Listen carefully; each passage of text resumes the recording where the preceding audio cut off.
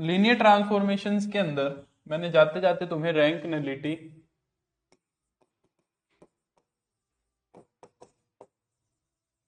Range space और null space के बारे में मैंने बात करी थी। अब बात आती है कि सर हम डायरेक्टली जब देख रहे हैं तो अच्छा ठीक है नीरू, सेल्फ नोट्स बनाते हो तो फिर तो कोई इशू ही नहीं है। तो सर ये इशू आता है कि भाई वो जो प्रोसेस आपने पिछले उसमें बताया था रैंक निकालने का और नलिटी निकालने का, यानी कि रैंक क्या बताई थी मैंने, डायमेंशन ऑफ रेंज स्पेस, और नलिटी बताई थी डायमेंशन ऑफ नल स्पेस। तो सर वो प्रोसेस तो बहुत लंबा है, थ्योरेटिकल पूरा करके देखना पड़ता है, फिर हमें देखना पड़ता है पहले नल स्पेस क्या बना फिर रेंज स्पेस क्या बना। तो उसको शॉर्ट में करने का तरीका क्या है, एग्जाम में हम उसको किस तरीके से टैकल करेंगे, अटेम्प्ट करेंगे।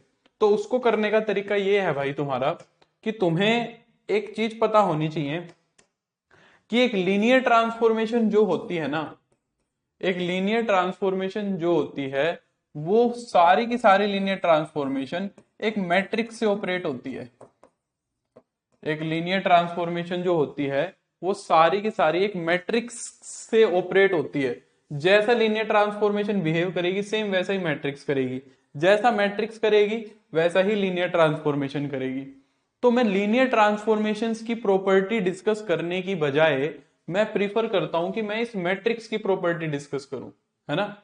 इसकी प्रॉपर्टी जो होंगी सेम वही लीनियर ट्रांसफॉर्मेशंस की होंगी।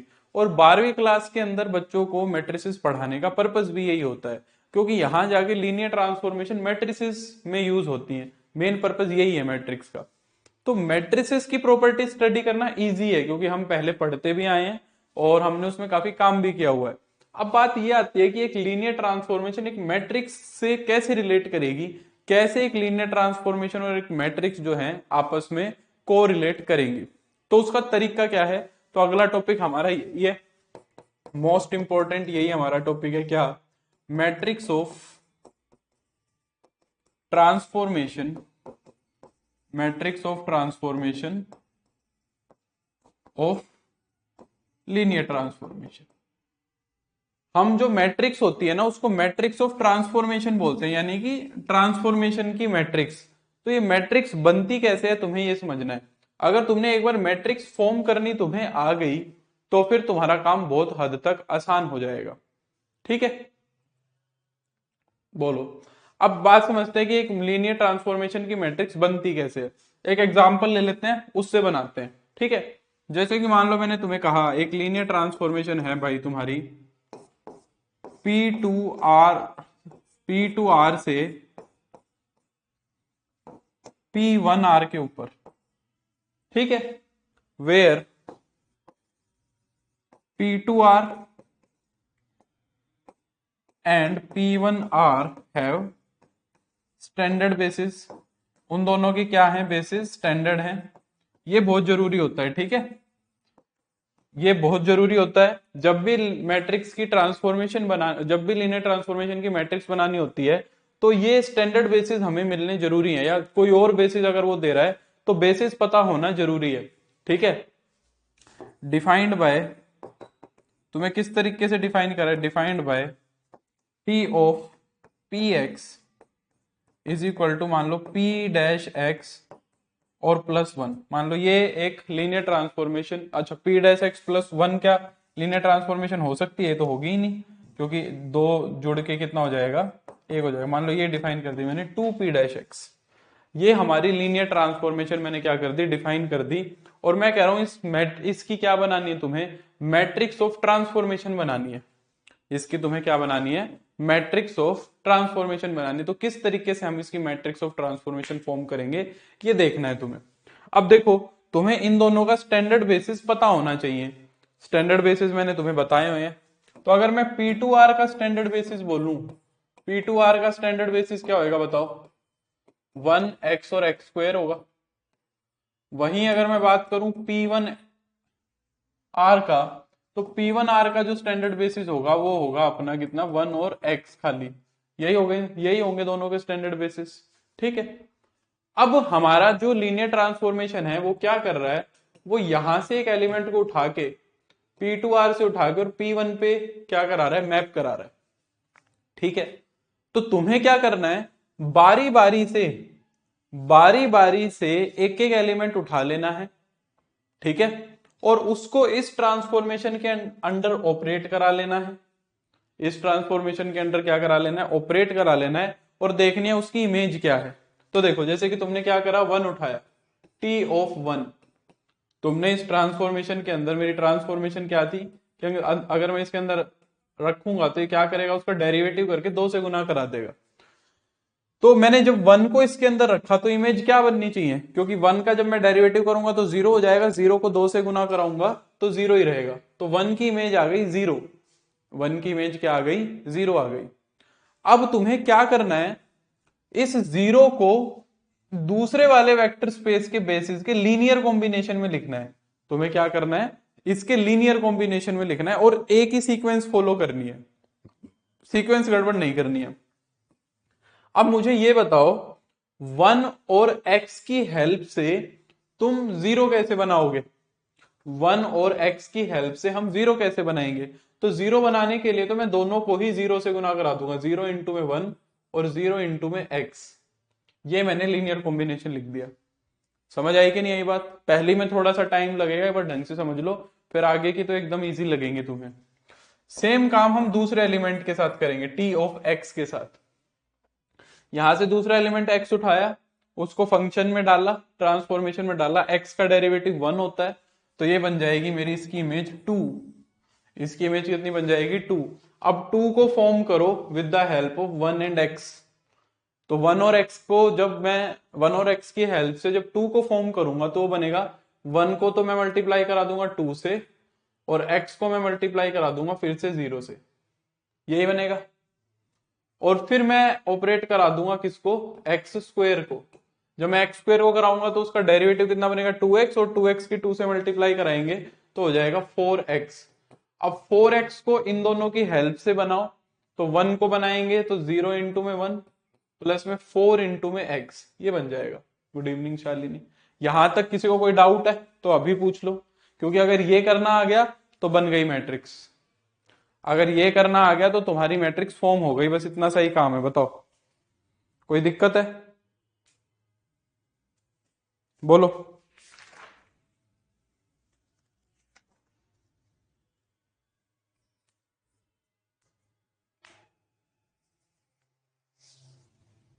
ठीक है, डन है, यहां तक कोई दिक्कत नहीं है, ठीक है।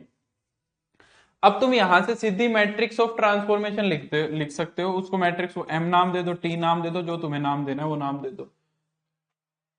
हाँ शालिनी, अभी मैं एक एग्जांपल और कराऊंगा, तुम लेट हो गई, दूसरे एग्जांपल में समझना तुम। तो एम मैट्रिक्स क्या बनेगी, देखो मैट्रिक्स बनानी है तुम्हें सीधी। मैट्रिक्स क्या बनेगी, जो तुम्हारे लीनियर कॉम्बिनेशन के कोफिशिएंट्स थे ना, जो तुम्हारे लीनियर कॉम्बिनेशन के कोफिशिएंट्स थे उनको कॉलम्स में लिख दो। निशांत कह रहा है लास्ट स्टेप बता दो। एक्स स्क्वायर का डेरिवेटिव कितना आया निशांत, एक्स स्क्वायर का डेरिवेटिव 2x आया, और 2x की जब मैं 2 से गुना कराऊंगा तो 4x हो जाएगा ना, 4x। फिर 4x को मैंने क्या करा, एक को तो गुना करा दिया 4 से, सॉरी एक को तो गुना करा दिया मैंने 0 से, और x को गुना करा दिया 4 से, तो ये 4x बन गया। ठीक है, यही बताया। अब तुम क्या करो, जो ये कोफिशिएंट्स है ना, इन कोफिशिएंट्स को कॉलम्स में लिखना चालू कर दो। इसके कोफिशिएंट्स क्या थे, 0 और 0, तो इनको मैंने क्या करा, कॉलम में लिख दिया 0 0। फिर क्या करो, इसका कोफिशिएंट क्या है 2 और इसका कोफिशिएंट है 0, तो इनको भी कॉलम में लिख दो 2 और 0। ठीक है, फिर तुम क्या करो, इसके कोफिशिएंट क्या है 0 और 4, इनको भी क्या लिख दो, कॉलम में लिख दो 0 और 4। ये तुम्हारी मैट्रिक्स ऑफ ट्रांसफॉर्मेशन फॉर्म हो गई। ये वो मैट्रिक्स आ गई, ये क्या आ गई, वो मैट्रिक्स आ गई जो इस लीनियर ट्रांसफॉर्मेशन के कोरस्पॉन्डिंग बनी है। इस मैट्रिक्स का ऑर्डर कितना आया, खास बात देखो ध्यान से, इस मैट्रिक्स का ऑर्डर आया 2 क्रॉस 3 का। इस मैट्रिक्स का ऑर्डर कितना आया, 2 क्रॉस 3 का आया। अब यहां से खास बातें सुननी है, मैट्रिक्स बन गई, खास बात सुनो। जब भी हमें शुरू में ही क्वेश्चन देगा तो तुम्हें यहीं से दिख रहा था कि भाई जो अपना ये P1R है ना, P1R बाद वाला, इसकी डायमेंशन तो 2 है और इसकी डायमेंशन 3 है। ये दिख रहा था तुम्हें शुरू में ही, ये बिना बताए भी बता सकता था मैं कि इसकी डायमेंशन 2 है और इसकी डायमेंशन 3 है। तो जो हमारी मैट्रिक्स बनेगी ना, जो मैट्रिक्स बनेगी उसकी डायमेंशन बनती है बाद वाला क्रॉस पहले वाला। बाद वाला क्रॉस पहले वाला, m बनेगी 2 क्रॉस 3 की। ये तुम पहले ही पता कर सकते हो, इसके लिए तुम्हारे को सवाल पूरा करने की जरूरत नहीं है। तो अगर कोई मैट्रिक्स ऑफ ट्रांसफॉर्मेशन पूछे और सबके ऑर्डर अलग अलग हैं, चारों ऑप्शन में चारों के ऑप्शन अलग अलग दे रखे हैं और मैट्रिक्स ऑफ ट्रांसफॉर्मेशन ही पूछ रखी है, तो फिर तो ऑर्डर से ही काट दोगे, सीधा सीधा ऑर्डर से ही काट देंगे, 2 क्रॉस 3 वाली को टिक मार देना। बाई चांस अगर उसने 2 क्रॉस 3 की 2 या 3 या चारों मैट्रिक्स दे रखी हैं, फिर तुम्हें बनानी पड़ेगी, फिर एक एक कॉलम बनाते चलो, उससे मैट्रिक्स काटते चले जाएंगे। ये बन गई अपनी मैट्रिक्स। अब बात आती है इस मैट्रिक्स का फायदा क्या है। देखो इस मैट्रिक्स का फायदा ये है, इस मैट्रिक्स की रैंक कितनी दिख रही है तुम्हें, इस मैट्रिक्स की रैंक कितनी दिख रही है, इस मैट्रिक्स की रैंक 2 दिख रही है ना। अगर मैं इस मैट्रिक्स की रैंक की बात करूं तो इस मैट्रिक्स की रैंक दिख रही है 2। अब इस मैट्रिक्स की रैंक 2 है तो तुम्हारी लीनियर ट्रांसफॉर्मेशन की रैंक भी 2 ही होगी, यानी कि जो तुम्हारी लीनियर ट्रांसफॉर्मेशन का रेंज स्पेस है उसकी जो डायमेंशन है वो भी 2 ही होगी। तो रैंक ऑफ m आ गई या रैंक ऑफ t आ गई, बात एक ही है। रैंक ऑफ m आ गई या रैंक ऑफ t आ गई, बात एक ही है। तो इसकी रैंक निकल गई तो इसकी भी रैंक निकल गई। अब बात आती है कि सर नलिटी कैसे निकलेगी। तो जो रैंक आई ना, रैंक आई उसको कॉलम्स में से घटा दो, नंबर ऑफ कॉलम्स में से घटा देते हैं हम। जो रैंक आई उसको किस में से घटा देते हैं, नंबर ऑफ कॉलम्स में से। तो जो नलिटी आती है मैट्रिक्स की वो क्या आती है, ये ध्यान रखना, ये रिजल्ट हो गया तुम्हारा, ये अपना एक रिजल्ट हो गया। जो नलिटी आती है वो क्या आ गई, number of columns minus rank of m। ये मैट्रिक्स के लिए हो गया, number of columns minus rank of m। तो अगर मैं इस मैट्रिक्स की नलिटी पूछूं तुमसे, तो इस मैट्रिक्स की जो नलिटी बन गई वो 3 - 1 यानी कि 1 बन गई। तो यही नलिटी तुम्हारी किसकी हो गई, लीनियर ट्रांसफॉर्मेशन की भी हो गई। तो जो हमारी लीनियर ट्रांसफॉर्मेशन है उसकी नलिटी 1 हो जाएगी। और ये बात तुम यहां से भी देख पा रहे हो कि अगर रैंक आ गई उसको हम कॉलम्स में से घटा रहे थे, और ये क्या थी, ये तो डायमेंशन ऑफ u थी, तुम्हारी पहले वाले की डायमेंशन थी। और ये 2 क्या थी, ये डायमेंशन ऑफ बाद वाला था, डायमेंशन ऑफ v थी ये। तो हमने क्या करा, रैंक को पहले वाले की डायमेंशन में से घटाया, रैंक को पहले वाले की डायमेंशन में से घटाया। हेलो वरुण। तो इस तरीके से ये सारी कहानी तुम्हें समझ में आनी चाहिए, पहली बात तो। अच्छा 3 - 2, सॉरी 3 - 1 लिख दिया मैंने, इसको 3 - 2 कर लो। ठीक है, ठीक है पूनम। यहां तक कोई दिक्कत है तो बताओ, फिर मैं अगला क्वेश्चन डिस्कस करता हूं। एक क्वेश्चन और डिस्कस करते हैं, एक क्वेश्चन और डिस्कस करते हैं। ठीक है, जैसे कि मान लो मैंने क्वेश्चन डिस्कस करा, एक लीनियर ट्रांसफॉर्मेशन मान लो दे रखी है r³ ओवर r से r² ओवर r। बेसिस जो है वो तुम्हारे स्टैंडर्ड ही है, जब तक मैं ना चेंज करूं इतने बेसिस स्टैंडर्ड मान के चलो। ठीक है, स्टैंडर्ड बेसिस है। ठीक है, और भाई तुमसे कह रहा है कि जो ट्रांसफॉर्मेशन डिफाइन कर रखी है एक्स वाई जेड की, वो ट्रांसफॉर्मेशन बनेगी अपनी 2x + y - z और 3x - y प्लस का 2z। मान लो ये मैट्रिक्स डिफाइन, ये लीनियर ट्रांसफॉर्मेशन हमने डिफाइन कर रखी है।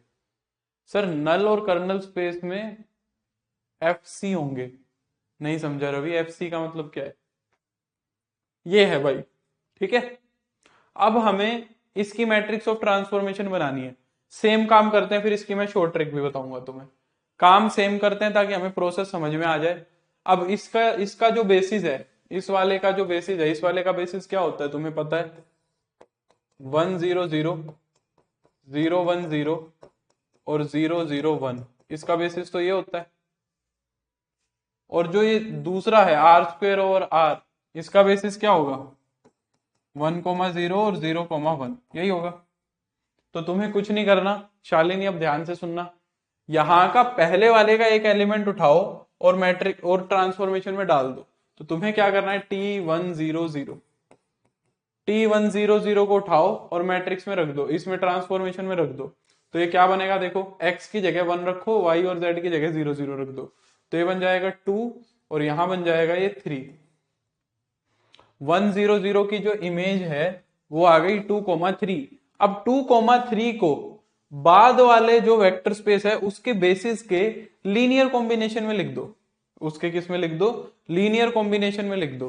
तो जब मैं स्पेस के लीनियर कॉम्बिनेशन में कैसे लिखूंगा? पहले वाले को 2 से गुना करा दूंगा 1,0 और बाद दूसरे वाले को 3 से गुना करा दूंगा 0,3, मतलब 3 इंटू 0,1। ठीक है, सेम काम दूसरे के लिए भी करेंगे। दूसरे के लिए 0,1,0 0,1,0 को इसके अंदर रखो, y वाला रखना है बस। तो y वाला रखूंगा तो ये बन जाएगा 1 और ये बन जाएगा -1। तो इसको 1 से गुना करा दिया और इसको -1 से गुना करा दिया। फिर सेम काम करूंगा मैं तीसरे के लिए 0,0,1 को। तो 0,0,1 को उठा के जब मैं इसके अंदर रख दूंगा तो ये बन जाएगा मेरा -1,2। तो -1 इंटू में 1,0 प्लस में 2 इंटू में 0,1, ये बन गया। ये बात समझ में आई होगी यहां तक सभी को? अब क्या करना है तुम्हें? कुछ नहीं करना, मैट्रिक्स ऑफ ट्रांसफॉर्मेशन लिखनी है सीधी। अच्छा, यहां से ऑर्डर तुम्हें समझ में आ रहा होगा सीधा। या इसका ऑर्डर, इसकी डायमेंशन 2 है और इसकी डायमेंशन 3 है। तो जो अपनी मैट्रिक्स बनेगी इसकी डायमेंशन, ये जो मैट्रिक्स का ऑर्डर बनेगा ये 2 क्रॉस 3 का ऑर्डर बनेगा, वैसा ही जैसा पिछले में बना है। तो पहले वाले जो कोफिशिएंट्स थे, इनको कॉलम में लिख दो 2, 3। दूसरे वालों को लिख दो 1, -1। तीसरे वालों को लिख दो -1 और 2। तो ये अपनी 2 क्रॉस 3 की क्या बन गई? मैट्रिक्स बन गई, मैट्रिक्स ऑफ ट्रांसफॉर्मेशन बन गई। बोलो समझे कि नहीं समझे? अब इसकी रैंक सीधी सीधी मेरे को 2 दिख रही है। इस मैट्रिक्स की जो रैंक है वो मुझे 2 दिख रही है। तो रैंक ऑफ m जो है वो सीधी सी 2 हो गई, यानी कि रैंक ऑफ ट्रांसफॉर्मेशन भी 2 आ गई। ठीक है, और रैंक ऑफ, अच्छा, और नलिटी ऑफ m कितनी आ जाएगी? नलिटी आएगी, कॉलम कितने 3 है, 3 में से 2 गए तो 1 आ जाएगा। यही इसकी नलिटी आ गई किसकी? लीनियर ट्रांसफॉर्मेशन की।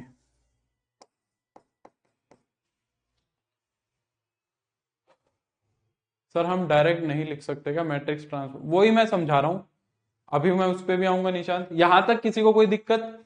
अब जब भी तुम्हें टपल्स की फॉर्म में दे रखा हो, ध्यान से सुनना मेरी बात, जब भी तुम्हें आर एन से आर एम का के ऊपर तुम्हें एक लीनियर ट्रांसफॉर्मेशन जब भी डिफाइन हो तो तुम्हें मेहनत नहीं करनी है, इतनी सारी मेहनत भी नहीं करनी है। तुम्हारी और मेहनत कम हो जाएगी, तुम्हारी क्या हो जाएगी? और मेहनत कम हो जाएगी। तुम्हें सिर्फ क्या करना है, इसके जो कोफिशिएंट्स है ना इनकी मैट्रिक्स बना लो। तो मैं यहाँ पे जब भी मेरे को इस तरीके का दिखेगा तो मैं सीधी कोफिशिएंट मैट्रिक्स बनाऊंगा। कैसे? देखो, एक्स वाई जेड का कोफिशिएंट लिख लेंगे 2, 1, -1, और यहां से भी एक्स वाई जेड का कोफिशिएंट लिख लेंगे 3, -1, 2। देखो यही बन रही है जो यहां बनी थी। इतना सारा करने की जरूरत ही नहीं है। जब भी टपल्स का क्वेश्चन आएगा तो ट्रांसफॉर्मेशन ऐसे सीधी लिखी जाएगी, उसमें हमें मेहनत करने की जरूरत नहीं है। यहां पे इस तरीके के क्वेश्चंस में मेहनत करनी पड़ेगी थोड़ी सी, इनकी कोई शॉर्ट ट्रिक नहीं है, ये बनाना ही पड़ता है। टपल्स वालों में कोई दिक्कत नहीं है, टपल्स वालों में कोई इशू नहीं है। ठीक है, जैसे कि मान लो मैंने लिख दिया कि t फ्रॉम r³ से r³ t of x y z जो डिफाइन करी हुई है, पर यहां पे थोड़ा सा केयरफुल रह के लिखना है। देखो जैसे कि एक लिख दिया x0 और y, मान लो ये लिख दी मैंने। ठीक है, ये लिख दी, चलो ये ट्रांसफॉर्मेशन बना दी। अब मैं कह रहा हूं इसकी मैट्रिक्स ऑफ ट्रांसफॉर्मेशन बनानी है। अब इसकी मैट्रिक्स ऑफ ट्रांसफॉर्मेशन सबसे पहले तो तुम ये देखो कितने ऑर्डर की बनेगी, जल्दबाजी में नहीं करना है, ऑर्डर देखो पहले। अगर मैं यहां से ऑर्डर देखूंगा तो ऑर्डर बनेगा मेरा 3 क्रॉस 3 का, है ना? ऑर्डर मेरा कितना बनेगा? 3 क्रॉस 3 का बनेगा, क्योंकि बाद वाला भी 3 है, पहला भी 3 है, यानी कि 3 क्रॉस 3 की मैट्रिक्स बनेगी। पहली बात तो ये क्लियर होनी चाहिए। अब 3 क्रॉस 3 की कैसे बनेगी? X y z, x y z, x y z, ऐसे आएंगे। यहाँ पे एक्स का, वाई का, जेड का कोफिशिएंट। अब देखो 3 जो तुम्हारे ये लिखे गए ना, जो तुम्हारे ये 3 लिखे गए, यहाँ पे जो ये एक्स लिखा हुआ है ना, इसके साथ वाई और जेड भी आएगा। यहाँ पे इस एक्स के साथ क्या आएगा? वाई और जेड भी आएगा। तो इस एक्स वाले में एक्स का कोफिशिएंट तो 1 है, वाई और जेड 0 है, तो वहां पे 1, 0, 0 बनाऊंगा मैं। दूसरे वाले में 0 ही लिखा है तो तीनों 0 है, तो 0, 0, 0। और तीसरे वाले में वाई वाला 1 है, तो इसका बनेगा तुम्हारा क्या? 0, 1, 0, इस तरीके से। ये इसकी मैट्रिक्स ऑफ ट्रांसफॉर्मेशन बनेगी ऐसे। चाहे वो तुम पूरा प्रोसेस लगा के देख लो, उससे भी यही बनेगी। अब यहां से मैं साफ साफ देख पा रहा हूं किस मैट्रिक्स की रैंक 2 है और इसकी नलिटी कितनी है, इसकी नलिटी 1 हो जाएगी। पेपर में ये ऐसा ही सवाल आएगा, मोस्ट ऑफ द चांस यही है कि ऐसा ही सवाल बनेगा। बोलो समझे या नहीं समझे, समझ आई बात?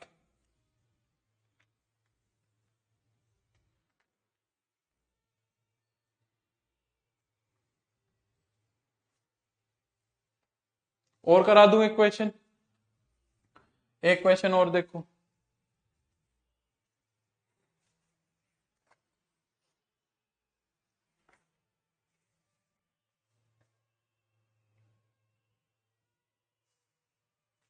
एक क्वेश्चन और देखो। मान लो ट्रांसफॉर्मेशन दे रखी है P2R से P2R पे ही दे रखी है, मान लो P2R से P2R पे। क्या कहता है कि t of A0 plus A1x plus में A2x², इस पोलिनोमियल की जो इमेज है ना वो क्या बनेगी, वो कहता है इस पोलिनोमियल की इमेज बनेगी A2 प्लस में A1x प्लस में A0x²। समझ में आया क्या कह रहा है ये ट्रांसफॉर्मेशन समझ में आई? बेसिस स्टैंडर्ड है, बेसिस दोनों तरफ स्टैंडर्ड ही है तुम्हारा, ठीक है, यही 1x और x² तुम्हारा स्टैंडर्ड बेसिस है। हाँ ये पता लग रहा है इसकी भी डायमेंशन 3 है, इसकी भी डायमेंशन 3 है, तो मैट्रिक्स तो 3x3 की ही बनेगी।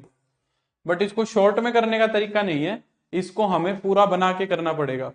क्या कहता है कि कांस्टेंट वाला जो कोफिशिएंट है वो तो x² के पास चला जाएगा, A0 तो चला गया x² के पास, A1x वाला x के पास ही रहेगा, और जो x² वाला कोफिशिएंट है वो कांस्टेंट बन जाएगा। समझ आ रही है? तो अब बारी बारी से करते हैं। देखो 1 की इमेज निकालता हूं, 1। अब 1 क्या है, 1 जो है मेरा कांस्टेंट है। बताओ जरा इसकी इमेज क्या बननी चाहिए, इसकी 1 की इमेज बताओ क्या बननी चाहिए यहाँ पे, जल्दी बोलो जल्दी। तुम्हारे क्लास में टाइम इतनी जल्दी निकल जाता है ना, बस पूछो मत।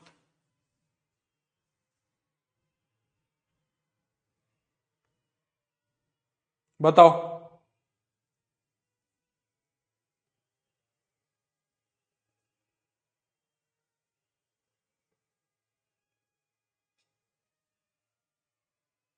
एट, वैसे बोल के बताओ ना, वैसे बोल के बताओ क्या बनेगा।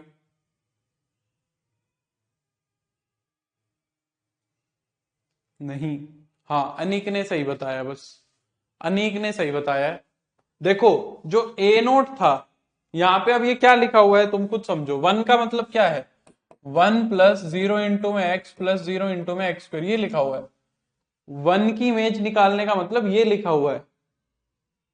बिल्कुल सृष्टि, हाँ बिल्कुल प्रिया, सृष्टि और प्रिया का सही है। ये ऐसे लिखा हुआ है, 1 लिखा हुआ है। अब इनको इंटरचेंज करो ना वहां पे, जब इनको इंटरचेंज करोगे तो A0 तो 0 बनेगा, A1 0 ही रहेगा, और जो ये है ये यहाँ पे 1 आ जाएगा। तो क्या इसकी इमेज तुम्हारी x² नहीं आनी चाहिए, क्योंकि तुम्हारा A0 1 था और ये A0 जो है x² पे चला जाएगा, तो इसकी इमेज x² आनी चाहिए। और इसको फिर मैं इन्हीं के लीनियर कॉम्बिनेशन में लिखूंगा कैसे, 0 इंटू में x, सॉरी 0 इंटू में 1 प्लस 0 इंटू में x प्लस में 1 इंटू x², ये ऐसे लिखा जाएगा। फिर मैं अगर 1 की x की इमेज निकालूंगा, x की इमेज बताओ अब क्या बनेगी, बोलो जल्दी बोलो। अगर ये बात समझ में आ गई होगी तो x की इमेज बता दोगे तुम मेरे को। हाँ निशांत का दिखा नहीं फिर शायद मेरे को कमेंट।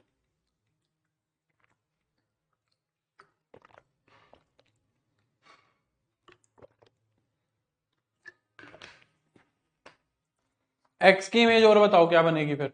हाँ x की x ही बनेगी ना, क्योंकि ये A1 था, ये A1 पे ही चला गया, बाकी पे तो कोई असर नहीं पड़ा। तो x की इमेज x आ जाएगी, इसको लिखेंगे 0 इंटू में 1, 1 इंटू x और 0 इंटू में x²। फिर सिमिलरली x² की जब मैं इमेज निकालूंगा तो x² की इमेज फिर 1 आएगी, x² की इमेज क्या आएगी तुम्हारी 1 आएगी, तो ये बन जाएगी 1 इंटू में 1 प्लस 0 इंटू में x प्लस 0 इंटू में x²। ठीक है, अब मैं अपनी मैट्रिक्स को लिख सकता हूं क्या, 0 0 1 0 1 0 और 1 0 0। ये अपनी 3x3 की मैट्रिक्स फॉर्म हो जाएगी। ठीक है, देख पा रहे होंगे।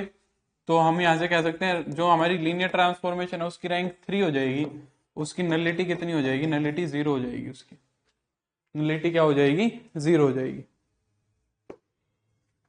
समझ में आई बात या नहीं आई, जल्दी बोलो। तो इस तरीके से मैट्रिक्स ऑफ ट्रांसफॉर्मेशन बनानी है, बना लोगे या और सवाल कराऊं? बन जाएगी मेरे ख्याल से, कोई बड़ी बात नहीं है।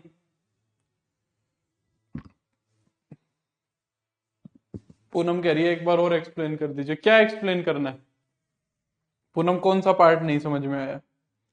पूनम इतनी सी बात है कि ए नोट वाला ए नोट तो बन जाएगा, ए जो कांस्टेंट टर्म है ना, बस इतनी सी बात समझनी है कि लीनियर ट्रांसफॉर्मेशन में क्या हो रहा है, इस पे तो कोई असर नहीं पड़ा, a1x तो a1x ही है।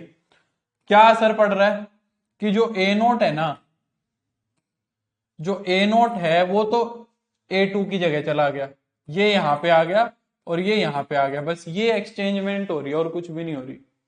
हाँ कल मिल जाएगी प्रिया तुम्हें, कल मॉर्निंग में या दिन में मिल जाएगी। ठीक है, तो पहले वाले के अंदर मैंने देखा बस ए नोट दे रखा था, तो वो a2 के पास चला गया, एक्स स्क्वेयर के पास चला गया। दूसरे वाले में a1 पे ही है, और तीसरे वाले में जो a2 है ना वो ए नोट के पास आ गया, एक्सचेंज हो गए बस, और कुछ नहीं, और फिर उसका मैंने बना दिया। अच्छा नेक्स्ट, मान लो एक और कर लो, लास्ट क्वेश्चन। आर क्यूब से आर क्यूब के ऊपर अगर मैं देखूं तो t of x y z, इसको तो हम सीधा ही लिख देंगे, मान लो एक्स वाई प्लस जेड और x plus y plus z, ये है, ये तो सीधी लिखी जा सकती है। आर क्यूब से आर क्यूब पे बनाना है, सीधी लिखी जाएगी जहां तक मुझे लग रहा है। कैसे? इसकी मैं matrix of transformation Sidhi form कर सकता हूँ, 3x3 की बनेगी। पहले वाले में x आ रहा है तो यहाँ पे अपना क्या हो जाएगा, 1 0 0, x भी आ रहा है, y भी आ रहा है, z भी आ रहा है, तो 1 0 0। दूसरे वाले में y और z है तो 0 1 1। तीसरे वाले में तीनों है तो 1 1 1 हो जाएगी। ये हमारी मैट्रिक्स ऑफ ट्रांसफॉर्मेशन बन गई। इसको थोड़ा सा एक्लन फॉर्म में ले जाना पड़ेगा, 1 0 0 0 1 0, इसको इसमें से घटाओगे तो 0 1 और 1, है ना। थर्ड रो को फर्स्ट रो को थर्ड में से घटा दिया तो 0 1 1। एक बार और जब एक्लन फॉर्म में कन्वर्ट करेंगे तो हो जाएगा 1 0 0 0 1 1 और 0 0 0। ये इसकी एक्लन फॉर्म बन गई। तो मैं देख पा रहा हूं कि इसकी जो रैंक है, इसकी जो रैंक है, ट्रांसफॉर्मेशन की जो रैंक है वो तो आ रही है मेरी 2 और नलिटी आ रही है 1। ठीक है सर, एलटी ग्रेड के पेपर में आपकी 11th-12th वाली वीडियो ओल्ड क्लासेस काम करेंगी? हाँ कर जाएंगी विपिन, पर वो बहुत ज्यादा डिटेल में नहीं है जो तुम्हारे DSSB के कोर्स में है। वो DSSB के मतलब से ही है, बट एलटी के अंदर वो थोड़ी सी और ज्यादा डिटेल में चाहिए तुम्हें। ठीक है विपिन, यहां तक क्लियर है सभी को? अच्छा, अब मैं अपनी बात को थोड़ा सा आगे बढ़ाता हूँ, थोड़ा सा हम कंसेप्चुअल चीजों को समझते हैं। अब हम थोड़ा सा क्या समझेंगे, कंसेप्चुअल चीजों को समझेंगे। कुछ 4-5 बातें हैं वो मैं डिस्कस करता हूं, तुम्हें बात समझ में आनी चाहिए। ठीक है,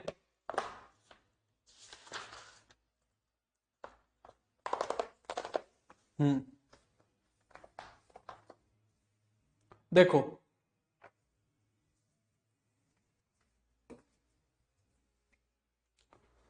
अच्छा, तुम्हें अगर ध्यान हो तो हम एक चीज करते थे, तुम्हें अगर ध्यान हो तो हम 12वीं क्लास के अंदर एक काम करते थे, हम फंक्शंस को 1 1 और ऑन टू चेक करते थे।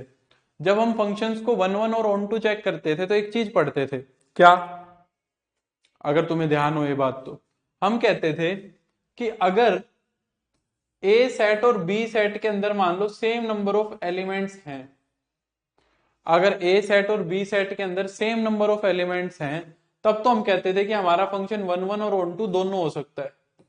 1 1 भी हो सकता है और ऑन टू भी हो सकता है, दोनों पॉसिबिलिटी है। ये नहीं कह रहा कि 1 1 ऑन टू होगा ही, मैं कह रहा हूं पॉसिबिलिटी है दोनों की। फिर मैंने तुम्हें मतलब फिर हमने एक चीज और पढ़ी थी कि अगर मान लो पहले सेट के अंदर ज्यादा एलिमेंट है दूसरे सेट से, तो ये कभी भी 1 1 नहीं हो सकता, ये जो है ये कभी भी 1 1 नहीं हो सकता है। ठीक है, हाँ बिल्कुल करेंगे अनिल। और फिर हमने ये भी देखा था कि अगर ए के अंदर कम एलिमेंट है और बी के अंदर ज्यादा एलिमेंट है तो वो कभी भी ऑन टू नहीं हो सकता। ये बातें हमने देखी थी, ठीक है। अब ये कि ये बातें हमारा यहां पे भी हो रहा है यही काम, और टी हमारा क्या है, एक फंक्शन ही तो है। टी हमारा क्या है, एक फंक्शन ही तो है। अब टी अगर हमारा एक फंक्शन है तो वो भी वन वन ऑन टू होगा। तो जो हमारी लीनियर ट्रांसफॉर्मेशन जो होती है, जो हमारी लीनियर ट्रांसफॉर्मेशन होती है वो भी वन वन और ऑन टू होती है। वन ये अलग से पूछना, ठीक है। वो भी क्या होती है अपनी, वन वन और ऑन टू होती है। तो अब हम हमारी लीनियर ट्रांसफॉर्मेशन के वन वन और ऑन टू होने की बात करेंगे। और एक बात अपना ध्यान रखेंगे साथ में, क्या दो तीन बातें ध्यान रखनी है। तुम्हें ध्यान रखना है कि वन वन होने के साथ साथ तुम्हारे को नल स्पेस पे भी ध्यान रखना है। नल स्पेस तुम्हें ध्यान है क्या था, नल स्पेस तुम्हें ध्यान है क्या था। नल स्पेस में मैंने क्या कहा था कि सेट ऑफ वो एलिमेंट्स, यू के अंदर से हम वो एलिमेंट्स उठा रहे हैं। अरे बैक हो जाओ भाई। हाँ, यू के अंदर से हम वो एलिमेंट्स उठा रहे हैं जो कहां पे मैप हो रहे हैं, जीरो पे मैप हो रहे हैं। उनका जो सेट था वो नल स्पेस था। और मैं अगर बात करूं तुम्हारे रेंज स्पेस की, तो रेंज स्पेस भी तुम्हें ध्यान होगा क्या था। रेंज स्पेस कुछ नहीं था, सारी की सारी इमेजेस का सेट था। ये बातें थोड़ी सी मैं रिकॉल करा रहा हूं, तुम्हें थोड़ी सी ध्यान होनी चाहिए, ठीक है। अब पहले मैं कुछ दो बातें तुम्हें डिफाइन कर रहा हूं। क्या, एक तो अपनी होती है सिंगुलर ट्रांसफॉर्मेशन। एक मैं डिफाइन कर रहा हूं क्या, सिंगुलर ट्रांसफॉर्मेशन या सिंगुलर लीनियर ट्रांसफॉर्मेशन समझ लो। ट्रांसफॉर्मेशन से कंफ्यूज ना हो जाना कि ये ट्रांसफॉर्मेशन क्या है। मैं लिख देता हूं सिंगुलर लीनियर ट्रांसफॉर्मेशन। अब सिंगुलर लीनियर ट्रांसफॉर्मेशन क्या होती है। अब देखो तुम्हें सिंगुलर मैट्रिक्स तो पता है ना। सिंगुलर मैट्रिक्स क्या होती है, जिसका डिटर्मिनेंट जीरो होता है। तो ये बात क्लियर है कि ऐसी जो लीनियर ट्रांसफॉर्मेशन बनेगी उसकी जो मैट्रिक्स आएगी वो सिंगुलर आएगी, ये तो पता ही है मुझे। बट मैट्रिसेस के केस में हम इस चीज को कैसे समझेंगे, मतलब लीनियर ट्रांसफॉर्मेशन के केस में हम कैसे समझेंगे। तो सिंगुलर लीनियर ट्रांसफॉर्मेशन क्या होती है ये समझना है। और एक इसके साथ साथ ही मान लो मैं यही बना लूं, दोनों एकदम पैरेलली समझ लेंगे। एक आ गई अपनी non singular linear transformation. Non singular linear transformation, इसके कोरस्पॉन्डिंग जो मैट्रिक्स आएगी उसका डिटर्मिनेंट नॉन जीरो आएगा, ये भी पता है। बट हम यहाँ पे फंक्शन की फॉर्म में समझना चाह रहे हैं सिंगुलर का मतलब क्या है और नॉन सिंगुलर का मतलब क्या है। देखो मोटी मोटी बात समझ लो, फिर तुम्हें बात अच्छे से समझ में आ जाएगी। नॉन सिंगुलर ऐसी लीनियर ट्रांसफॉर्मेशन होती है जो किसी नॉन जीरो एलिमेंट को भी जीरो पे ले जाती है। क्या बोला मैं, सिंगुलर ट्रांसफॉर्मेशन ऐसी ट्रांसफॉर्मेशन होती है जो यहां पे कोई नॉन जीरो एलिमेंट मिलेगा उस नॉन जीरो एलिमेंट को भी किस पे ले जाएगी, जीरो पे ले जाएगी। ये काम तो करती है सिंगुलर लीनियर ट्रांसफॉर्मेशन। और नॉन सिंगुलर लीनियर ट्रांसफॉर्मेशन क्या करती है, वो कहता है कि भाई मैं सिर्फ जीरो को ही जीरो पे मैप करूंगा और किसी को मैं मैप नहीं करूंगा, सिर्फ और सिर्फ जीरो ही जीरो पे जाएगा। बाकी सारे जो नॉन जीरो एलिमेंट बच गए वो नॉन जीरो एलिमेंट्स पे ही जाएंगे, वो तुम्हारे जीरो पे नहीं जाएंगे। ये बात समझ में आ गई, तो खत्म हो गया, इतना ही कंसेप्ट है बस। तो सिंगुलर लीनियर ट्रांसफॉर्मेशन वो होती है जो किसी कम से कम एक नॉन जीरो एलिमेंट ऐसा मिल जाए जिसको वो जीरो पे ले जाए, और यहां पे सिर्फ जीरो जो है वो जीरो पे मैप करेगा और कोई पॉसिबिलिटी नहीं होगी। अगर मैं अब इसको डेफिनेशन की फॉर्म में लिखूं तो कैसे लिखूंगा, वो कहेगा a linear transformation is singular, a linear transformation is singular if t of u is equal to, if नीचे लिख देता हूं, if t of u is equal to zero implies, या फिर ऐसे और आसान भाषा में लिख दूं, इफ देयर एग्जिस्ट, थोड़ा और इजी हो जाएगा तुम्हें समझने में, if there exist at least one non zero you,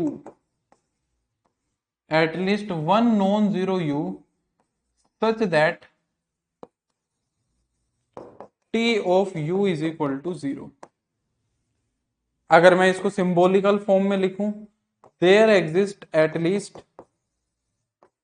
one u not equal to zero such that कि टी ऑफ यू मेरा क्या आ जाए, जीरो आ जाए। ये बात समझ में आई जो सारी भाषाएं लिखी है? ज्यादा मुश्किल नहीं है पर समझ में आ गई होगी। यहाँ पे हमने क्या लिखा है, कम से कम एक ऐसा यू मिल जाए जो जीरो ना हो और उसकी इमेज जीरो आ जाए।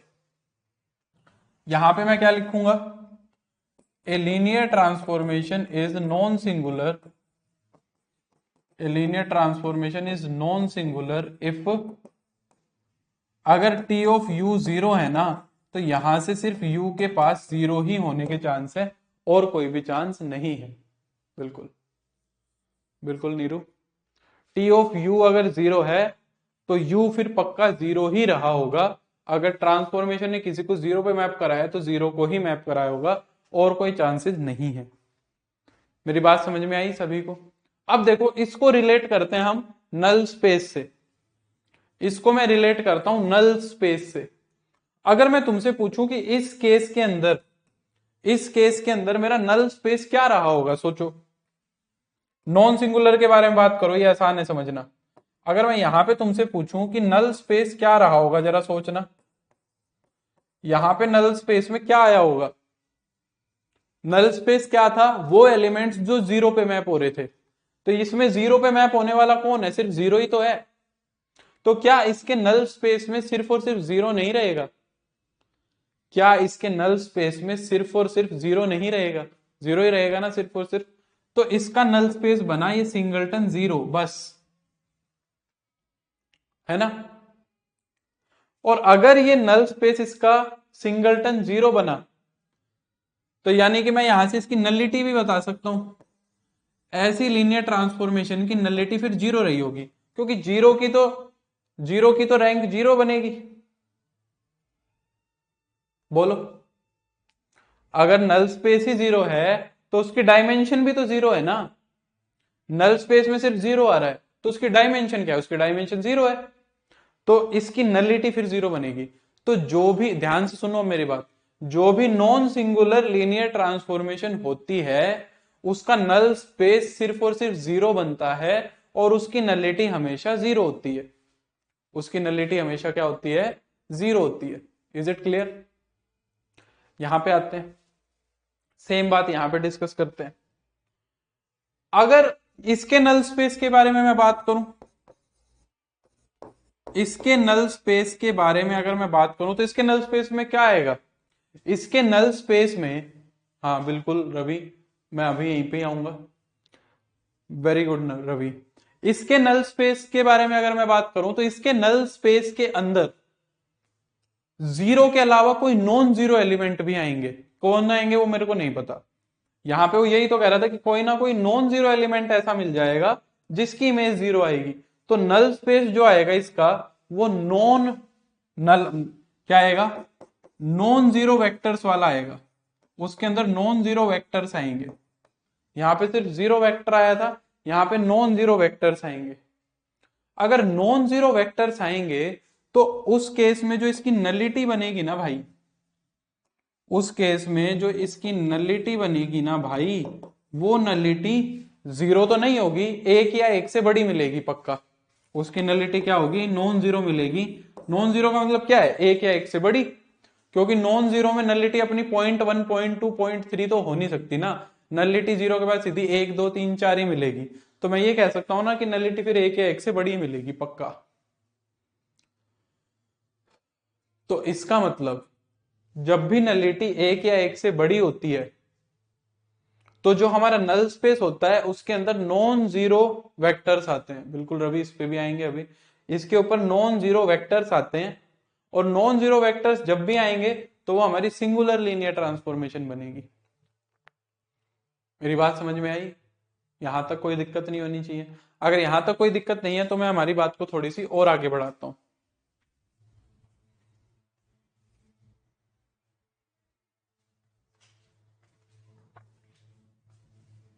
अब यहां से एक रिजल्ट आता है जो इस कंसेप्ट को 1 1 on 2 से रिलेट कराता है।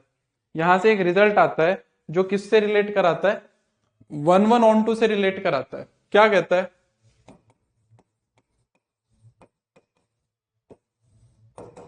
पहला रिजल्ट, यहां से हमारा क्या आता है, एक रिजल्ट आता है जो क्या कराता है, 1 1 on 2 से रिलेट कराता है। वो रिजल्ट देखो क्या होता है, वो कहता है कि ए linear transformation is 1 1,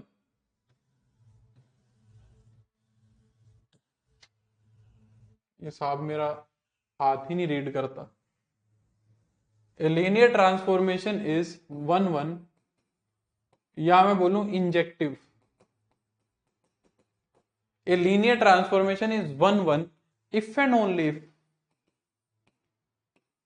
its kernel T is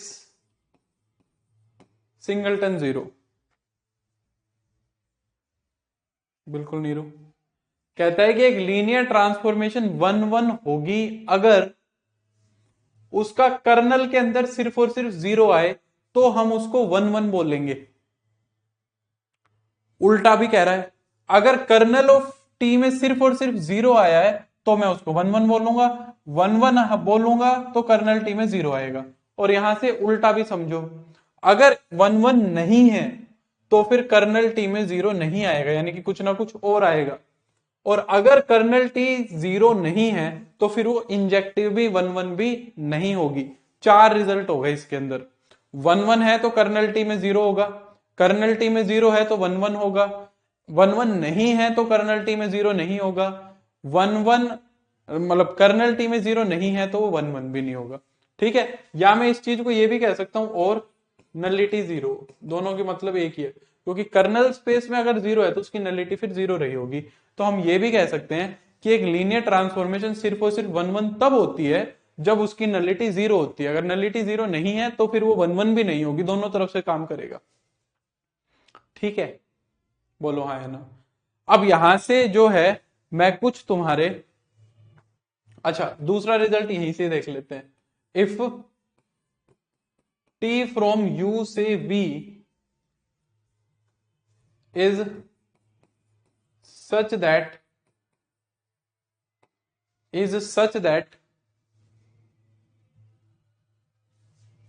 dimension of u is equal to dimension of v। ये हमारी लीनियर ट्रांसफॉर्मेशन कुछ इस तरीके से डिफाइन है कि u और v की डायमेंशन सेम है एंड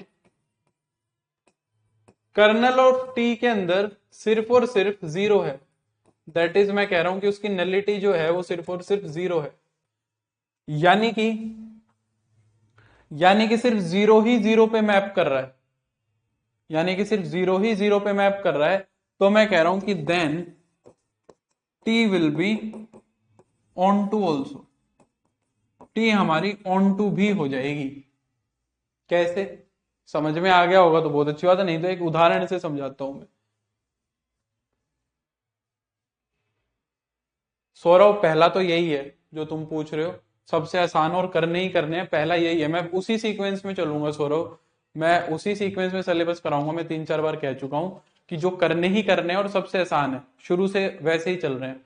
लास्ट का जो टॉपिक कराऊंगा वो लिस्ट इंपॉर्टेंट रहेगा तुम्हारे लिए।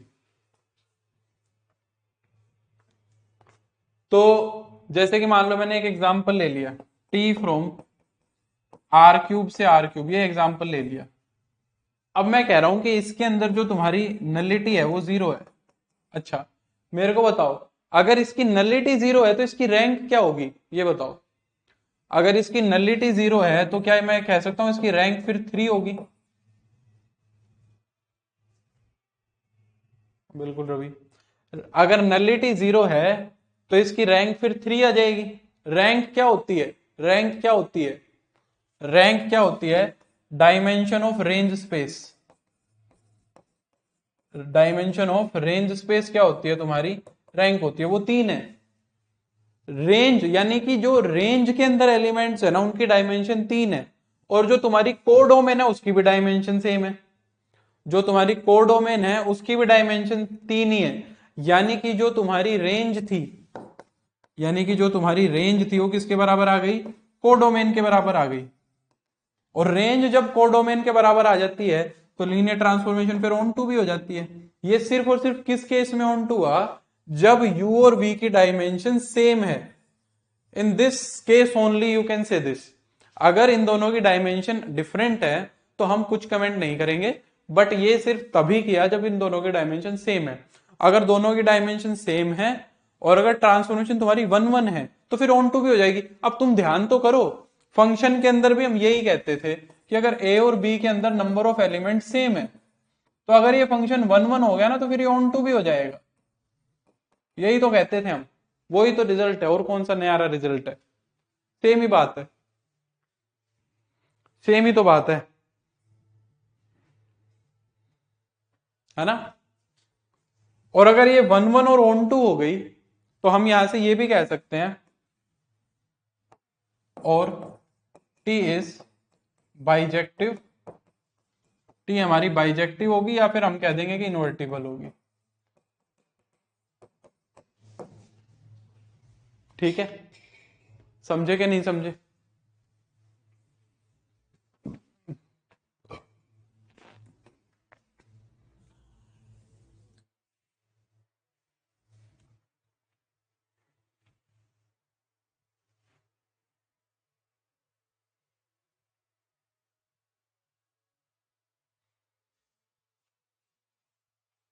चलो, कहता है कि फोर, ये स्लाइड बहुत इंपॉर्टेंट रहने वाली है। कहता है कि for a linear transformation, for a linear transformation T from you से V such that dimension of u is equal to dimension of v, then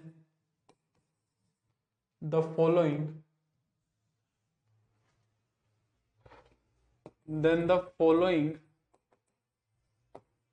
statements are equivalent। इस बात का क्या मतलब है? फॉलोइंग स्टेटमेंट्स आर इक्विवेलेंट का मतलब क्या है कि एक बोल दो बाकी सारी अपने आप हो जाएंगी। वो क्या कह रहा है कि एक बोल दो बाकी सारी क्या हो जाएंगी, एक बोल देंगे तो बाकी सारी अपने आप फॉलो हो जाएंगी। ठीक है, अब कौन कौन सी है वो स्टेटमेंट देखो। पहली स्टेटमेंट मैं लिख रहा हूं टी इज नॉन सिंगुलर। अब इससे खुद फॉलो करते जाओ, तुम खुद ही फॉलो करते चले जाओगी सारी बातें एक जैसी क्यों है। अगर टी नॉन सिंगुलर हुई तो मैं ये कहूंगा कि उसका जो कर्नल स्पेस है उसके अंदर सिर्फ और सिर्फ 0 एलिमेंट आएगा, है ना। यही बात हमने पीछे की थी। यहाँ पे अगर नॉन सिंगुलर है तो सिर्फ 0 ही 0 पे जाएगा और कोई नहीं जाएगा। तो अगर नॉन सिंगुलर हो गई तो उसके कर्नल स्पेस के अंदर सिर्फ 0 एलिमेंट आएगा। कर्नल स्पेस के अंदर अगर उसके 0 एलिमेंट है तो मैं कह दूंगा, या मैं ऐसे लिख दूं कि उसकी जो नलिटी है, अच्छा यहाँ पे ना डायमेंशन ऑफ u और dimension of v is equal to n भी मान लो। ठीक है, इन दोनों की जो डायमेंशन है वो n के बराबर भी मान लेते हैं। ठीक है, तो नलिटी जो है वो इसकी कितनी आ जाएगी, 0 आ जाएगी। नलिटी अगर इसकी 0 आ गई तो ये मेरी 1 1 भी हो जाएगी भाई। नलिटी 0 आ गई तो ये मेरी क्या हो जाएगी, 1 1 भी हो जाएगी। अगर ये मेरी 1 1 हो गई और u और v की डायमेंशन सेम है तो ये मेरी ऑन टू भी हो जाएगी भाई, ये मेरी ऑन टू भी हो जाएगी भाई। अगर ये मेरी ऑन टू हो जाएगी भाई तो फिर इसकी जो रैंक है वो n हो जाएगी भाई, क्योंकि नलिटी 0 हो गई तो इसकी रैंक कितनी हो जाएगी, n हो जाएगी। ये 6 की 6 स्टेटमेंट जो है, अच्छा अगर मैं 7वें पे बोलूं कि टी इनवर्स जो है वो एग्जिस्ट भी कर जाएगी भाई, क्योंकि 1 1 ऑन टू हो गई तो टी इनवर्स भी एग्जिस्ट कर जाएगी भाई। ठीक है,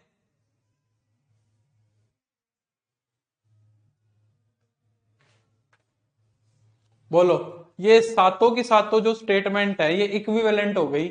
इनमें से अगर एक भी फॉलो हो गई ना तो सातों की सातों विल फॉलो अप। अगर एक भी फॉलो हो गई तो बाकी सारी की सारी भी अपने आप फॉलो कर जाएंगी।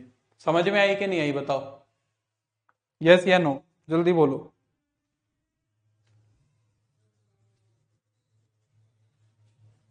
बोलो, क्लियर हो गई। अब एक रिजल्ट तुम्हारे यहां पे रटने के लिए लिख देता हूं मैं, एक रिजल्ट तुम्हारे यहां पे मैं रटने के लिए लिख देता हूं कि the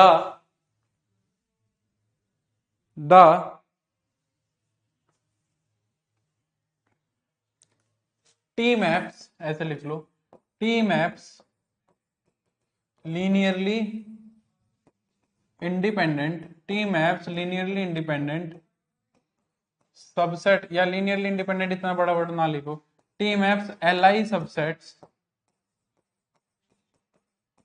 of you to L I subsets of V. ये सिर्फ तभी होता है जब ये अपनी नॉन सिंगुलर होती है।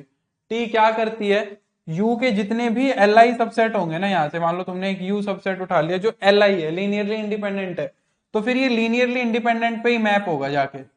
ये याद कर लेना बस, याद करने में कोई मुश्किल भी नहीं, आसानी है, याद हो जाएगा।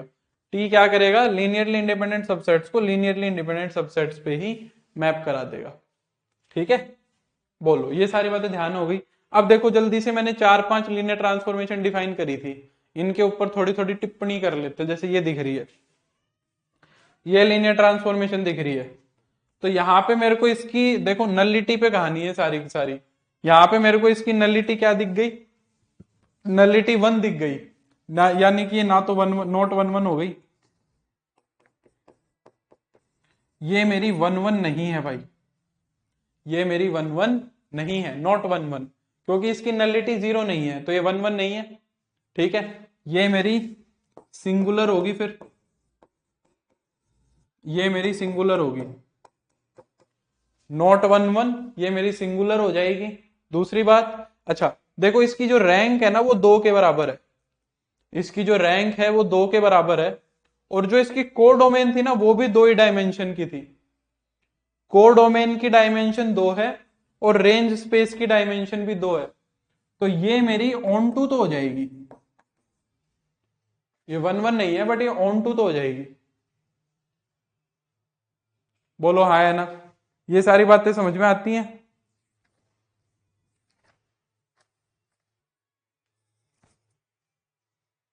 ठीक है, अगला इसके बारे में बात करें, नलिटी इसकी कितनी आ रही है, 1 आ रही है, तो ये भी 1-1 नहीं है, नॉट 1-1।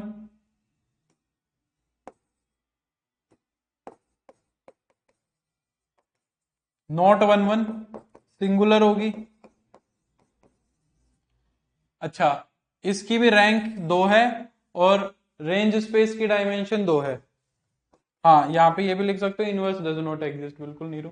और ये अपनी ऑन टू हो जाएगी, क्योंकि कोडोमेन की और रेंज स्पेस की डायमेंशन सेम है। नेक्स्ट, इसको देखो, सेम कहानी यहाँ है, यहाँ पे जो इसकी ये है ये भी नॉट 1-1 है, ये मेरी नॉट 1-1 की कैटेगरी में है, क्योंकि इसकी नलिटी 1 है, 1-1 नहीं है तो ये सिंगुलर होगी।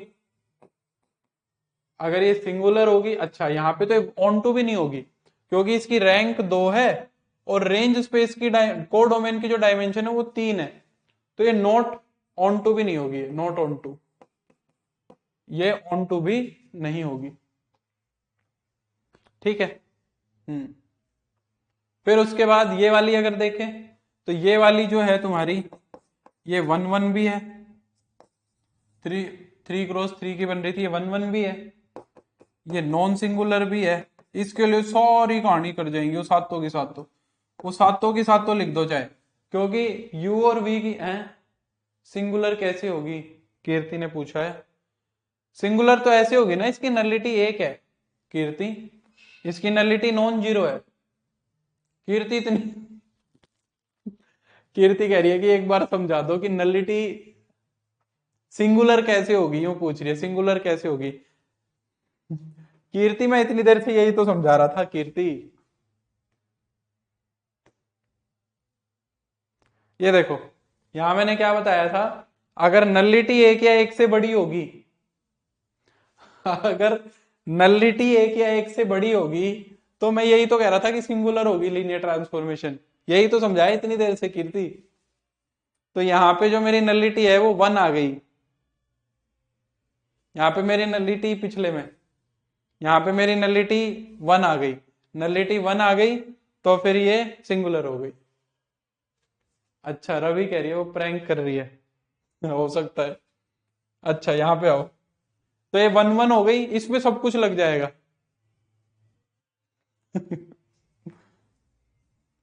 ये 1 1 हो जाएगी, नॉन सिंगुलर हो जाएगी, ऑन टू भी हो जाएगी, सारी कहानी फॉलो करेगी सब कुछ। ये सात के साथ रिजल्ट आ जाएंगे इसके अंदर।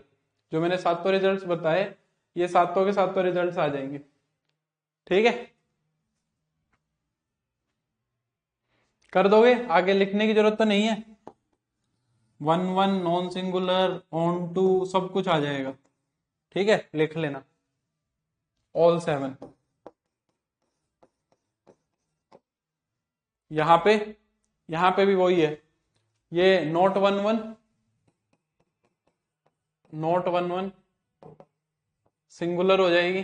ठीक है कीर्ति, सिंगुलर हो जाएगी। और फिर उसके बाद, अच्छा, इसकी 2 है और उसकी 3 है, तो ये ऑन टू भी नहीं होगी, नॉट ऑन टू। ठीक है, बाइजेक्टिव भी नहीं होगी। तो ये सारा का सारा एक पार्ट तुम्हारा कंप्लीट हो गया, जो बहुत इंपॉर्टेंट है एग्जाम पॉइंट ऑफ व्यू से। Very very very very important की कैटेगरी में है। समझ आ गया होगा, मेरे को उम्मीद है मैंने अपनी तरफ से काफी अच्छे से तुम्हें एक चीज एक्सप्लेन कर दी। एक दो चीज और एक्सप्लेन करता हूं अब मैं, जल्दी बोलो। हाँ बिल्कुल नीरू। ठीक है निशांत, बोलो।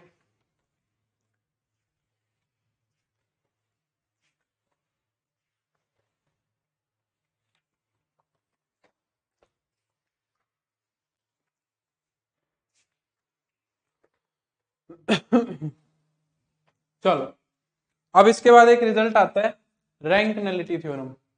सर जी, 0.8 को नोट के रूप में लिख दो प्लीज। 0.8 मतलब ठीक, मतलब कैसे लिखूं इसको? ऐसे याद करना है, t maps L I subset of you to L I subset of u. क्या मतलब अलग से लिख दूंगा इसको? चलो मैं इसको अलग से लिख देता हूँ। कैसे अलग से लिखूं? मतलब पूरा रिजल्ट अलग बना के लिखूं या कैसे लिखूं? ये मैंने यहाँ पे इसलिए लिख दिया क्योंकि ये कंडीशन साथ चलनी चाहिए।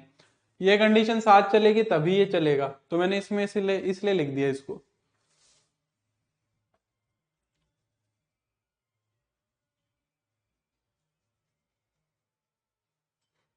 अनिक, इस चीज को ऐसे समझो, मैं इसको अलग लिखूंगा ना तो तुम्हें ज्यादा कंफ्यूजन क्रिएट होगा अनिक। इसका मैं एक तुम्हें वो बताता हूँ। सर एक बार पीवाई क्यू गो थ्रू करवा देना, रिस्पॉन्स शीट आने के बाद मैं सारे कराऊंगा। ठीक है नीरू, 10 के 10 सोल्व करूंगा सारे पेपर। ठीक है, कोशिश करेंगे नीर। इसको मैंने यहाँ पे लिखने का एक पर्पज है निक। अगर मैं इसको अलग से भी लिखूंगा तो यही सारी बात लिखनी पड़ेगी। कारण बताता हूं, अगर ये चीज हुई ना तो भी ये चीज होगी, नॉन सिंगुलर हुई तो भी ये करेगा, नलिटी 0 हुई तो भी ये करेगा, 1 1 हुई तो भी ये करेगा, ऑन टू ये हुई तो भी एल आई पे जाएगा, रैंक एन हुई तो भी एल आई पे जाएगा, टी इनवर्स एग्जिस्ट किया तो भी एल आई पे जाएगा।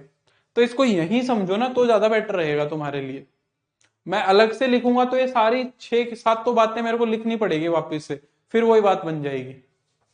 तो इसको यही याद करो तुम, वो ज्यादा सही रहेगा तुम्हारे लिए। आगे देखो क्या कहता है।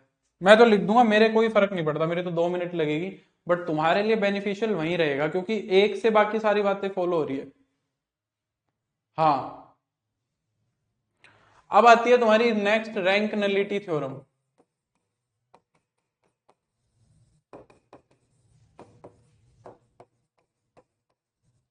रैंक नलिटी थ्योरम देखो क्या कहती है। वैसे तो ये सबको रटी होती है लीनियर अलजेब्रा की, जो है सबसे इंपॉर्टेंट थ्योरम में से आती है। ये कहता है कि इफ, हमने वैसे तो ये कर भी लिए, यू से we be a linear transformation over a field F, over a, अरे भाई ये मेरा राइट हैंड नहीं रीड करता, देखो लेफ्ट कर लेगा एकदम आराम से। Over a field F,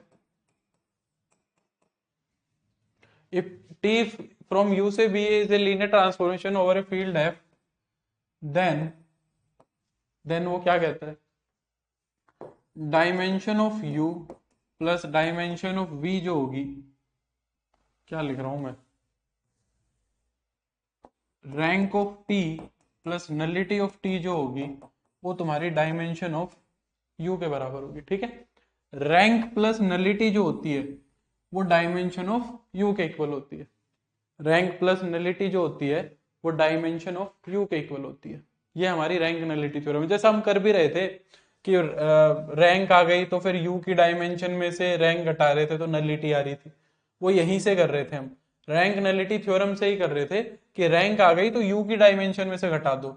you की dimension he number of columns होते हैं, यही तो तुम्हारे नंबर ऑफ कॉलम्स होते हैं एक मैट्रिक्स के अंदर, कॉलम्स इन ये, इसीलिए हम उसमें से घटाते हैं।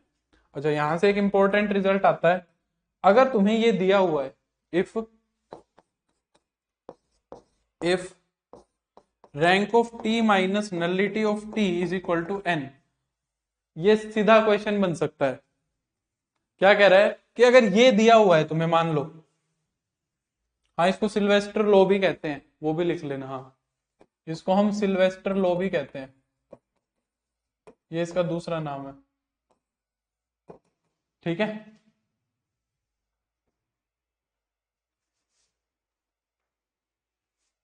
हाँ भाई, मैं कह रहा हूं कि अगर तुम्हें एक लीनियर ट्रांसफॉर्मेशन के लिए ये दिया हुआ है, थोड़ा प्रॉपरली लिखता हूं, if for a linear transformation rank of t minus nullity of t is equal to n, अगर ये एन दिया हुआ है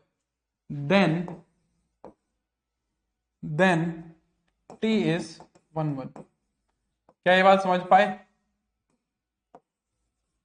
क्या ये बात समझ पाए कि अगर रैंक में से नलिटी घटाने पे एन दी हुई है किसी और लीनियर ट्रांसफॉर्मेशन के लिए, तो फिर उस लीनियर ट्रांसफॉर्मेशन को 1 1 होना पड़ेगा, उस लीनियर ट्रांसफॉर्मेशन को 1 1 होना पड़ेगा। हाँ ये होता है, सही बात है अनिल, ऐसा हो सकता है। बताओ,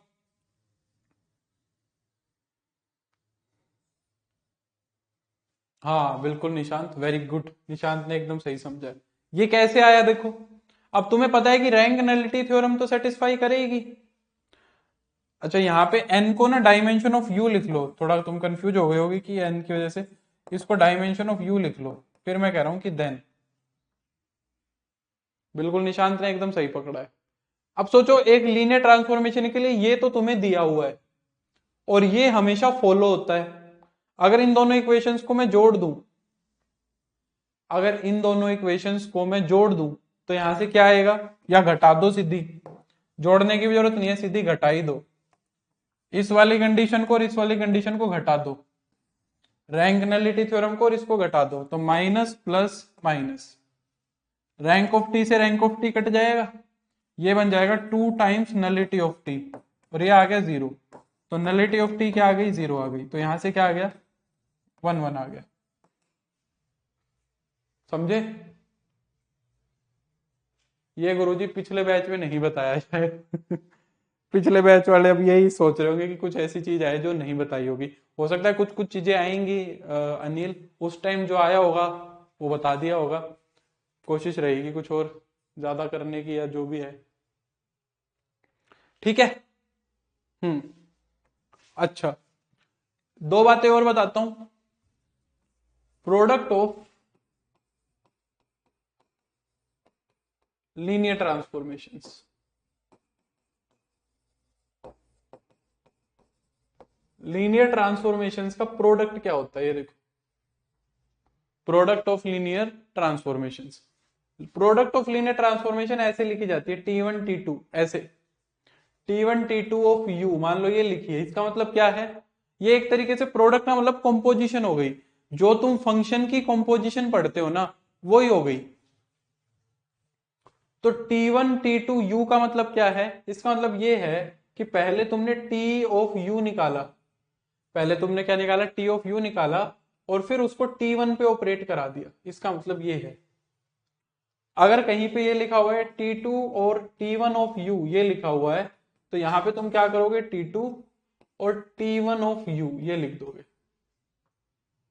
ऐसे, बिल्कुल, ठीक है, कॉम्पोजिशन जो तुम्हें ध्यान होगी, अगर कहीं पे ये लिखा हुआ है टी स्क्वेयर ऑफ यू, तो ये मत सोचना है कि टी स्क्वेयर क्या है। इसका मतलब ये है कि तुमने टी ऑफ यू को फिर से टी ऑफ यू को फिर से टी पे ऑपरेट करा दिया, इसका मतलब ये है। तो दो बार टी को ऑपरेट करा दो बस, इससे ज्यादा कुछ भी नहीं है, बात वही है।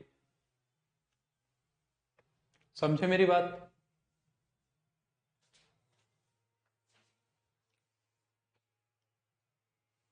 ठीक है। अब इससे रिलेटेड जो रिजल्ट्स हैं वो क्या है, वो देखते हैं। ये जो रिजल्ट्स हैं ये तुम्हारे एक तरीके से 11 12 से भी थोड़े से रिलेट करेंगे। तो इससे रिलेटेड एक दो रिजल्ट्स हैं वो देखते हैं। रिजल्ट क्या कहता है देखो।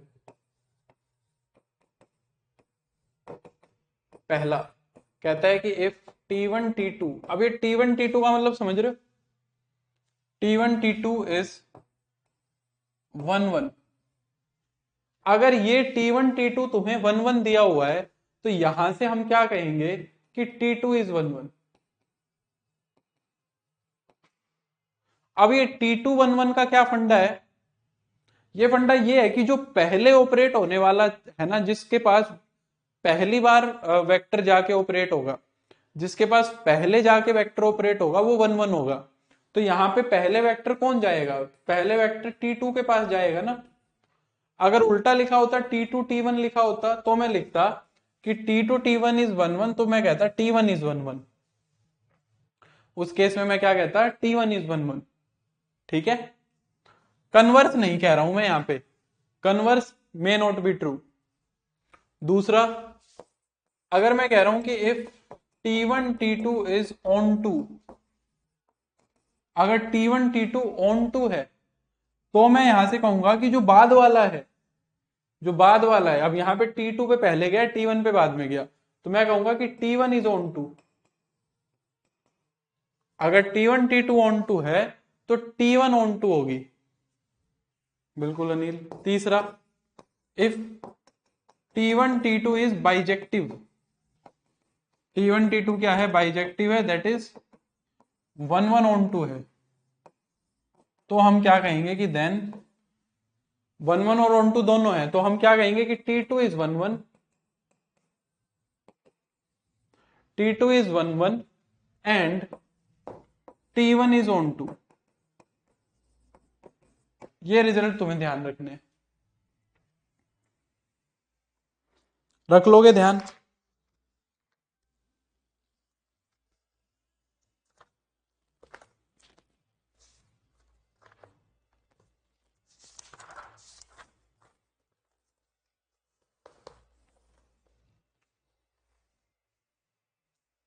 हाँ बिल्कुल। अरे तो ट्रांसफॉर्मेशन भी तो फंक्शन ही है निशांत। सेम फंक्शन जैसा इसलिए है क्योंकि ट्रांसफॉर्मेशन फंक्शन ही है इसलिए। हाँ, वही फंक्शन है, सेम सेम सेम बात है निशांत, एकदम एग्जैक्टली सेम है। अच्छा, यहाँ पे रिजल्ट वैसे तो मैंने तुम्हें बता दिया, बट लिख लो। अगर डायमेंशन ऑफ यू जो है फॉर टी फ्रॉम यू से v, if dimension of u is greater than dimension of v, अगर u की डायमेंशन v से ज्यादा है, देन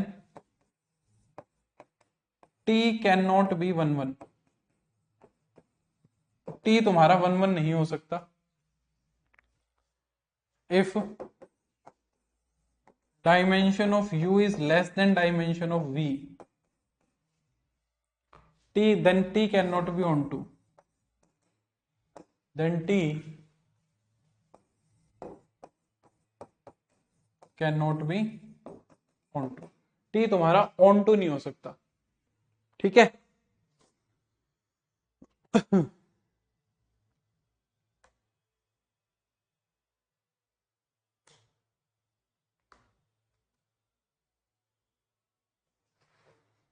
ठीक है।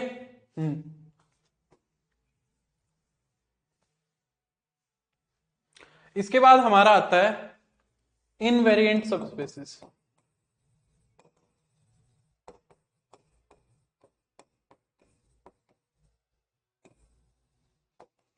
इनवेरिएंट सबस्पेसिस क्या होते हैं ये देखो। ठीक है।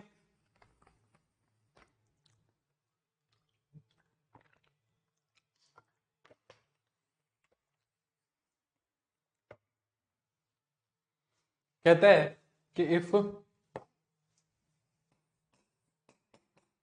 टी फ्रॉम वी से we be a linear transformation over a field F, then इसके बाद हमें सोना आता है। अच्छा बस रवि 10 मिनट, 10 नहीं 5 मिनट और लूंगा बस, फिर सो जाना। कहता है इफ टी फ्रॉम वी से बी ए लीनियर ट्रांसफॉर्मेशन, फिर ये कंप्लीट हो गया बस तुम्हारा लीनियर ट्रांसफॉर्मेशन, 3 चैप्टर कंप्लीट हो गए। कल हम इसकी प्रैक्टिस ही कर लेंगे भर भर के, ठीक है, तुम्हारे को फिर थोड़ा सा सेटिस्फेक्शन मिल जाएगा। फिर हमारे 2 चैप्टर और बचेंगे। कल हमारी 8वीं क्लास हो जाएगी। कोशिश रहेगी कि 10, 11, 12 क्लास लास्ट ये हम कंप्लीट कर दें, ठीक है। इफ टी फ्रॉम वी से be a linear transformation over a field F, then a subspace then a subspace W of V is said to be invariant। बस एक डेफिनेशन बतानी है ये, इसमें कुछ ज्यादा नहीं करना। is said to be invariant if W belongs to W, this implies T of W also belongs to W। अब ये W W W कंफ्यूज कर रहा है तो इसको नाम दूसरा दे लो। If U belongs to W then this implies T of U भी किस में चला जाए, W में ही चला जाए। क्या कहता है देखो, कहता है कि एक इनवेरिएंट सबस्पेस क्या होता है। इनवेरिएंट वैसे तो एक तरीके से होगा जो वेरी ही ना करे, जिसमें कुछ फर्क ही ना है, ऐसा ऐसा हो गया सबस्पेस। अब इनवेरिएंट सबस्पेस में वो क्या कहता है कि अगर एक लीनियर ट्रांसफॉर्मेशन है V से V पे, तो कहता है हाँ LT के बाद भी कोई फर्क ना पड़े, तो वो कहता है कि V अगर वेक्टर स्पेस है तो उसका एक सब स्पेस इनवेरिएंट होगा अगर तुमने उस सब स्पेस में से एक एलिमेंट उठाया, उस एलिमेंट को उस लीनियर ट्रांसफॉर्मेशन से यूज करा, उस एलिमेंट को क्या करा, लीनियर ट्रांसफॉर्मेशन पे ऑपरेट करा, फिर जो रिजल्ट आया, जो इमेज आई यू की, अगर यू की इमेज वापस से डब्ल्यू पे चली गई, यू की इमेज वापस से किस पे चली गई, डब्ल्यू पे चली गई, तो उस सब स्पेस को हम क्या कहेंगे, वो सब स्पेस हमारा इनवेरिएंट सब स्पेस हो जाएगा, ठीक है। जैसे कि मान लो एक एग्जांपल से समझाता हूं। जैसे कि मान लो मैंने कह दिया टी फ्रॉम आर क्यूब से आर क्यूब के ऊपर है, ये मेरा वी का काम कर रहे हैं दोनों, ठीक है, वी से वी पे एक ही या एक से ज्यादा सर जी, मतलब अनीक। अब इसका इनवेरिएंट सबस्पेस मैं तुमसे पूछ रहा हूं, इसका मैं क्या पूछ रहा हूं, इनवेरिएंट सबस्पेस पूछ रहा हूं आर क्यूब का। तो आर क्यूब का इनवेरिएंट सबस्पेस क्या आर क्यूब खुद नहीं हो जाएगा। मान लो ये वी है, वी क्या है तुम्हारा, आर क्यूब है। मैं कह रहा हूं डब्ल्यू को भी आर क्यूब ही ले लो, डब्ल्यू को भी आर क्यूब ले लो। अब इस आर क्यूब में से कोई भी उठाओ, इस आर क्यूब में से जब तुम कोई भी मान लो एक्स वाई जेड उठाओगे और उसको जब लीनियर ट्रांसफॉर्मेशन पे मैप कराओगे, तो वो एक्स वाई जेड जो है वो इस पे भी चला जाएगा। कितने भी हो सकते हैं, एक एक कोई जरूरी नहीं होता। तो ये जो एक्स वाई जेड है ये वापिस से आर क्यूब में नहीं जाएगा। तो जो आर क्यूब है, डब्ल्यू का आर क्यूब है, ये इनवेरिएंट सबस्पेस होगा आर क्यूब का ही। ये आर क्यूब का आर क्यूब खुद इनवेरिएंट सबस्पेस हो जाएगा, समझे।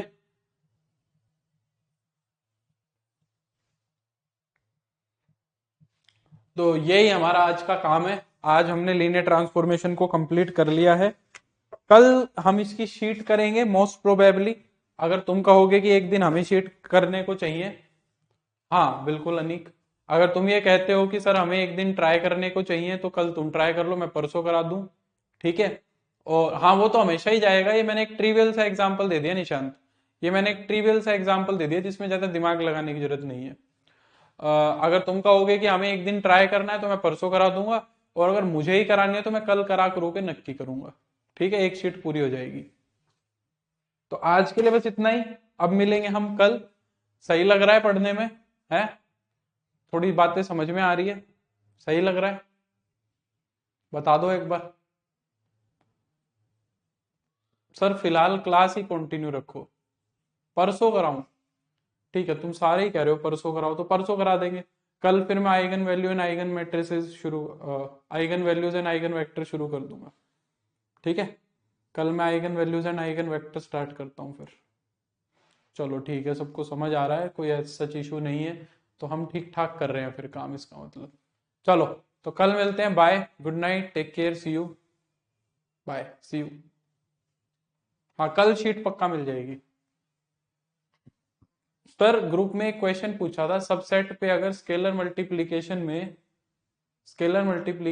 में एंड वेक्टर सब्ट्रैक्शन में क्लोज्ड है तो, हाँ हाँ वो भी होता है, सही। u माइनस वी तो कह रहे हो, अगर u माइनस वी होगा तो भी हो जाएगा रवि, तो भी हो जाएगा। एक्चुअली ये 3-4 थ्योरम्स होती हैं, वो सब्ट्रैक्शन है तो एडिशन भी हो गया। ठीक है, चलो, तो bye, good night, take care, कल मिलते हैं, बाय।